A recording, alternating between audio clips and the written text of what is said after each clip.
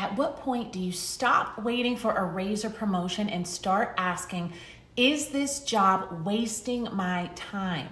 In the previous video in this series, I shared how empaths and introverts can ask for a raise or promotion without being confrontational. But what do we do if we're told no or that it's not the right time? In this video, I'm sharing how to spot the signs that it's time to move on and how to find a role where you are rewarded for your time and effort. These are the top 5 signs you should be on the lookout for. Number 1, your boss keeps making excuses about why a raise or promotion is not possible.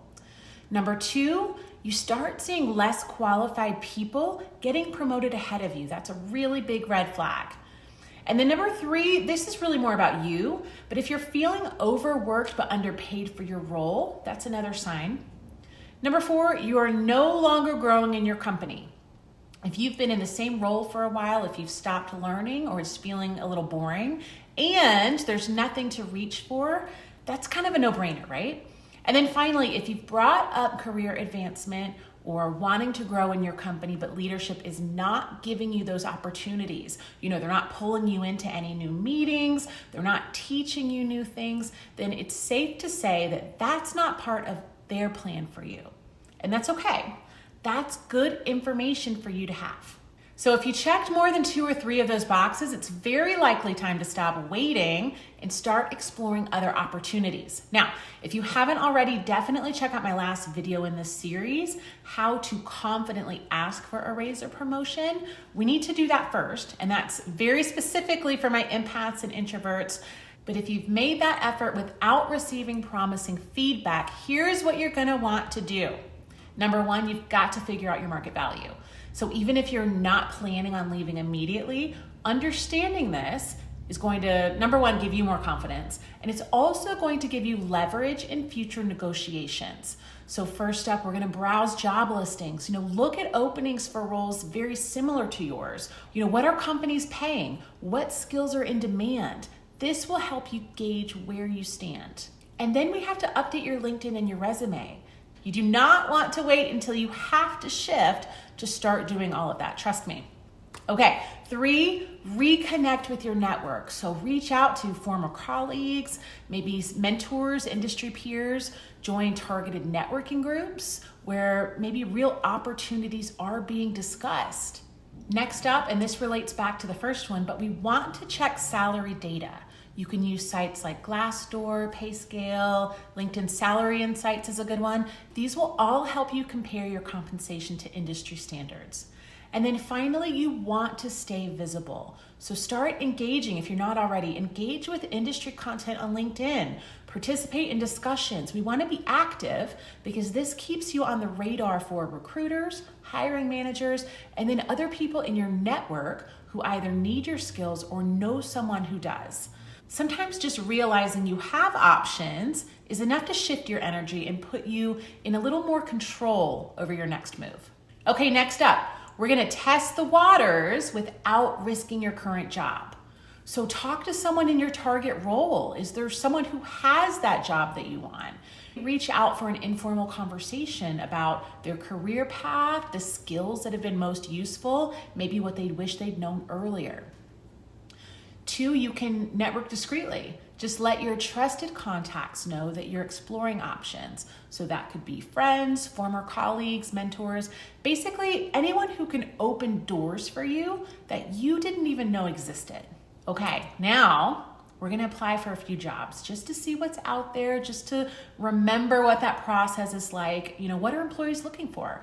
How are your skills stacking up? And the great thing is that there's no pressure at this point. We're just gathering information, so we're not gonna get too attached to anything. But if after all of that you find that maybe you are missing some key qualifications for your next role, you can start developing those skills now. Take some online courses, certifications if you need them, side projects. These will make you a stronger candidate when it is time to move. So taking these steps are gonna help you be prepared. So if the right opportunity comes along, you are ready to make that move. Okay, 3rd and final step, trust yourself to walk away when it's time. If you've done everything you can and your company still won't recognize your value or what you want, you owe it to yourself to move on. Staying in a place that doesn't invest in you will only hold you back. Loyalty should be mutual. So if they're not investing in your growth, you don't owe them your brilliance. The right company will invest in your success and provide opportunities to grow with them. All we're trying to do here is gather information, prepare ourselves so that we are in that really strong position when we do leave, when we do want to move on. We've got a little more negotiating power. We really can stand confident in what we bring to the table, and that's gonna be a good thing for you. The important thing to remember is that if you are feeling undervalued, overlooked, stuck, it's not a reflection of your worth. It is just a sign that you are outgrowing your environment. As an empath myself who has navigated the challenges of traditional workplaces and built my own business helping others market themselves, A, I know how hard it is to walk away, but B, I also know there is more for you on the other side. I promise you. And when you start honoring your worth, everything starts to shift. The right opportunities, the right people, the right career moves, they all start showing up. If you need some help getting clarity on how to present yourself, definitely schedule a storyboarding session. I'm gonna put that link down below, or check out my one-on-one coaching and mentorship for my business-minded empaths. It is time for you to show up fully in your confidence and get what you are wanting for your time and your expertise. All right, guys, I'm gonna put all those links down below. If you have any questions, I'd love to chat with you in the comments below. I'm always happy to do that with you guys. I've been there. I've come through it. I still dip back into the challenges myself, but I know how real it is and how you are so easily impacted by the workplace and places that you've outgrown and don't fit. And I want you to thrive. So, all right, let me know. Talk to me down below, and I will talk to you guys soon.